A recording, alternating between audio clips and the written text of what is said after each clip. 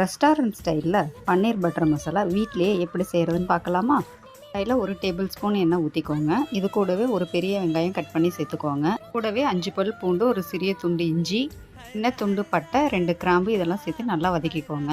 மசாலா க்ரீமியாக கிடைக்கிறதுக்கு இது கூட ஒரு 10 முந்திரி பருப்பு சேர்த்து 2 பழுத்த தக்காளி சேர்த்து நல்லா வதக்கிக்கோங்க. மசாலா நல்லா ஆறுனதுக்கப்புறம் மிக்சியில் போட்டு கிரைண்ட் பண்ணி எடுத்து வச்சுக்கோங்க. இன்னொரு கடாயில் எண்ணெய் பட்டர் சேர்த்து நல்லா உருகட்டும். அதுவே 1/2 டீஸ்பூன் மஞ்சத்தூள், 1 table spoon Kashmiri red chilli, garam masala சேர்த்துக்கோங்க. சிம்மில் வச்சு நல்லா கலந்து விட்டுருங்க. கூடவே கேப்சிகம், பன்னீர் ஒரு 100 கிராம் சேர்த்துருக்கேன்.